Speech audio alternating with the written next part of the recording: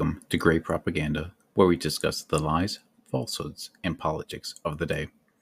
Today we have an article from Fox News. James Carville says Kamala Harris has to answer for past far-left policies. Bad answer would hurt her a lot, by Hanna Panreck.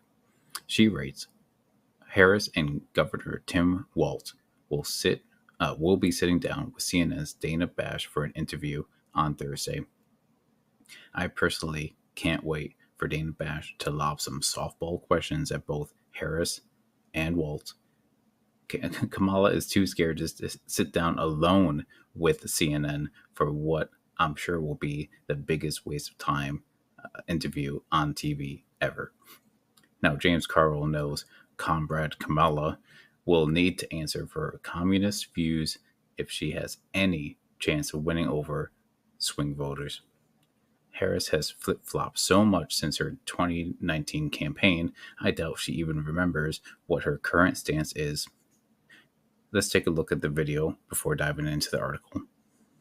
Made a lot of mistakes in my career, but I gave my best to you. We're obviously going to make adjustments today to shorten up the schedule to make sure that we can get to our primetime speaking program as soon as possible. They knifed Joe Biden. He's out. Now you have a situation where they're trying to rebrand Kamala Harris. Democrats always win when we run on hope and joy. You saw it in Barack Obama. You saw it in Joe Biden and Kamala Harris in 2020. And guess what? You got Team Hope and Joy right now. Hope and joy, maybe in night two here that's kicked off at the Democratic National Convention. Tonight, we have a series of speakers, including the Illinois governor. You have the Senate Majority Leader, Senator Bernie Sanders, the second gentleman, and then the former First Lady, Michelle Obama, and the 44th President of the United States. With that, let's bring in our panel. Harold Ford Jr., former Tennessee Congressman, co-host of The Five. The Five co-hosts Jessica Tarloff, Charles Hurt, opinion editor for The Washington Times, and political consultant Alex Castellanos. Okay, Jessica, you know, tonight is a different feel, a different pitch, and I'm sure Democrats are ready to. It was a long night last night. But I'm very tired. But it was a swan song yes. for the current president. Absolutely. He took all the time that he wanted and that he needed to get out, I think, a good 3/4 of what he would have said if he was actually going to be speaking on Thursday night, right? If he was accepting the nomination to run again.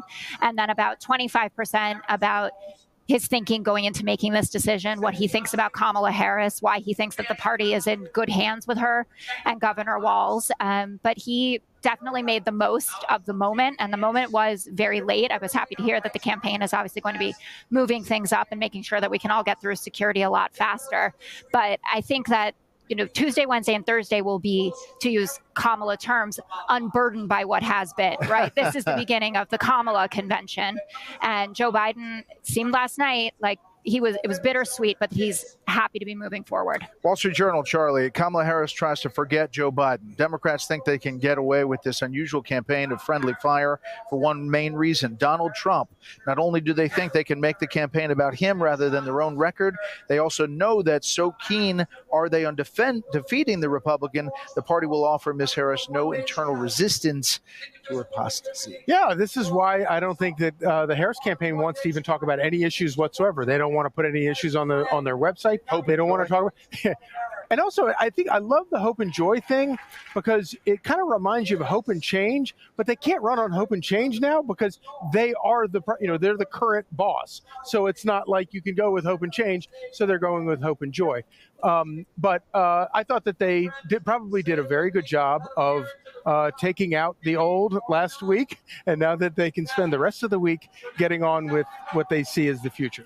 Alex, a lot of focus on women in this. The first night, I think there's going to be focus tonight, probably Michelle Obama's speech focused on that. Clearly, they think that is key to winning moderates, independents, and really getting past the 50-yard line here. That's what they're trying to do, I think. It's if you want to get across the 50-yard line, you got to know where it is. And Jill Biden told us last night, she gave a great speech. She hit Trump hard, but it was targeted to women.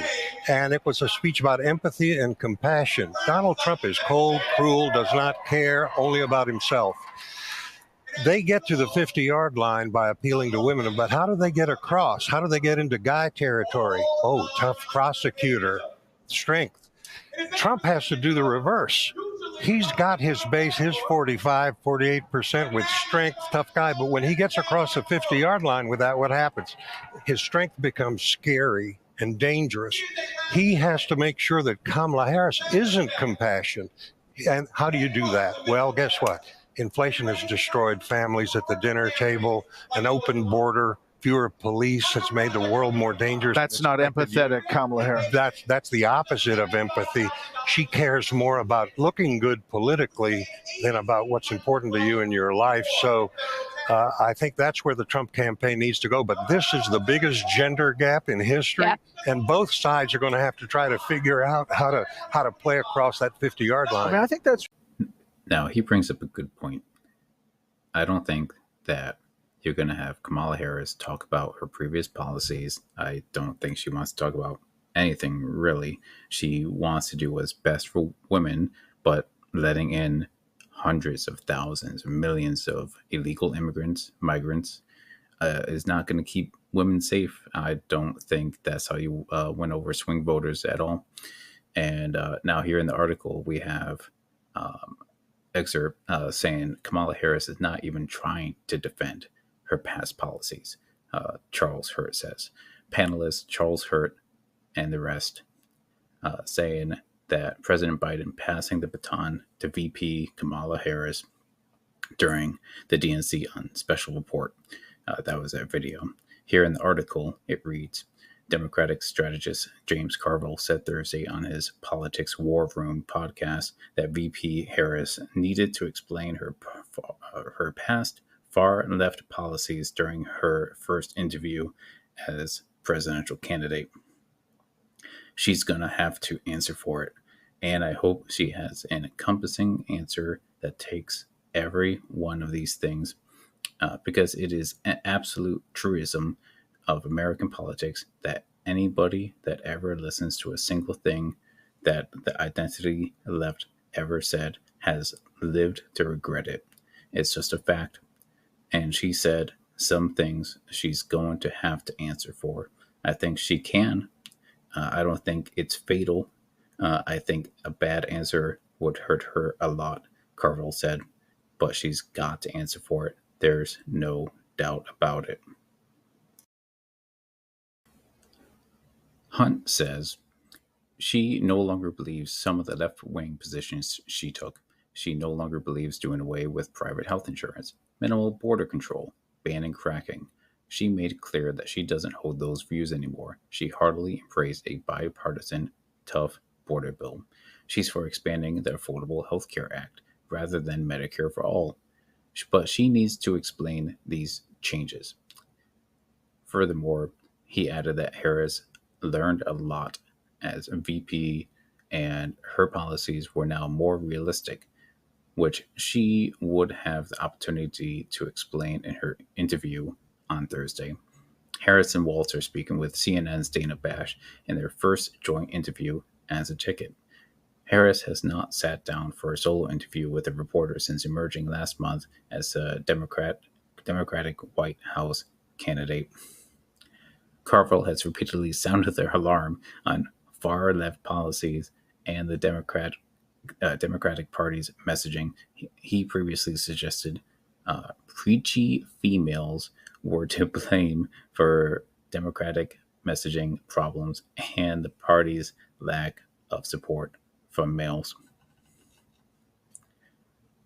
A suspicion of mine is that there are too many preachy females. Don't drink beer. Don't watch football. Don't eat hamburgers. This is not good for you. The message is too feminine, Carville said. If you listen to Democratic elites, NPR is my go-to place for that. The whole talk is about how women and women of color are going to decide this election. I'm like, well, 48% of people that vote are males. Do you mind if they have some consideration?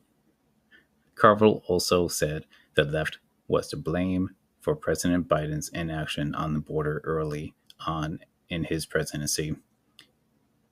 Every time you listen to the left, you're screwed, Carville said during Donnie Deutsch's On Brand podcast in June. They came in and they took this and that, and they wouldn't do the policy at the beginning. Then, of course, as always the case, the Western left is wrong. Thanks for listening. Catch you next time.